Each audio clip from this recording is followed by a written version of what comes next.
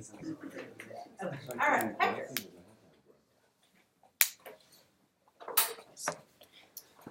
In an article published by Ballinger in the academic journal titled Psychopharmacology in November of 2018, he described sleep paralysis as a state of involuntary immobility, often accompanied by ghost-like hallucinations and extreme fear reactions. I prefer to describe it as my nightly sleep routine, and this is because I have experienced sleep paralysis way too many times in my life, including yesterday. And I saw in a Brightside video published in 2018 titled Why So Many People Get Sleep Paralysis, and it mentioned that 20 people who get recurrent sleep paralysis actually learn to enjoy it, and that is true for me. I've learned to get through sleep paralysis and just let it go on. So I'm sure that most of you have heard something or have an idea why or what causes sleep paralysis.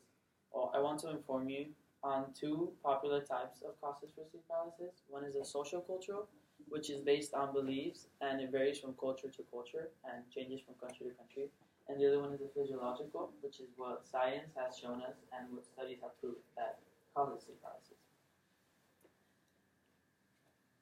So, to begin with social cultural, an article published by Devin Hinton in April 2014 in the academic journal Transcultural Psychiatry, there was a study done amongst college students around the world. In Egypt specifically, the participants showed that almost half of the participants agreed that their sleep paralysis was caused by the jinn, which is described in the article as a spirit-like creature with roots in Islamic tradition.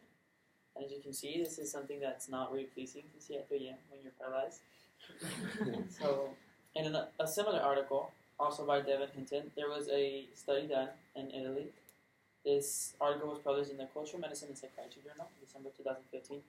And this time, Italians believed that their sleep paralysis was caused by the panda finch. As you can see, when you compare them, they look very similar, even though they come from different countries. I can tell you from my experience that my family believes sleep paralysis is caused by a demon sitting on your chest while you sleep, for some reason.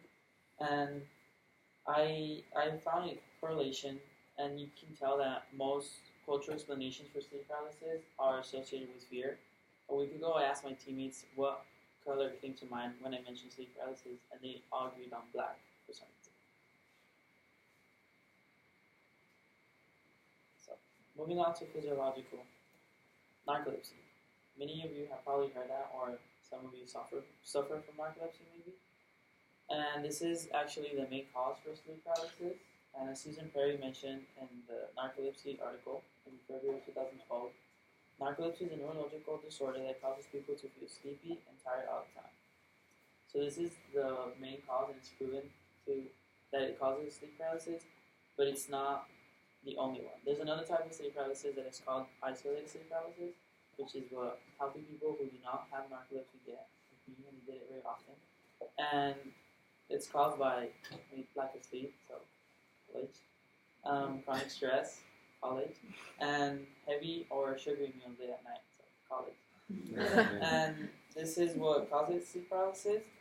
And however, I have experienced sometimes where I get sleep paralysis, but I have not had any of those things that to cause any of those factors.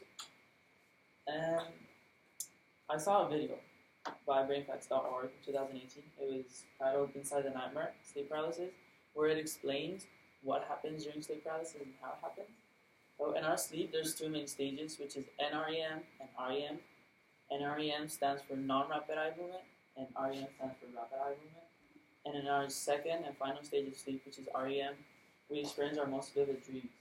So they could be the scariest or the happiest, but that's where we live most of our dreams. So what your brain does is that it paralyzes your whole body so that it protects yourself when you sleep. So that if you're dreaming that you're running late to your 7 a.m. class, you don't actually run in your sleep, you're paralyzed. So we wake up during REM when we get sleep paralysis. So that is why you cannot move, because your body is being protected from you hurting yourself. And as for the hallucinations that everyone seems to have, these are caused by conflicting signals between your neurons in your brain during REM that cause a distortion between objects and make you see scary things. An article published in the academic journal Psychological Reports by Donald Templer in August 2004.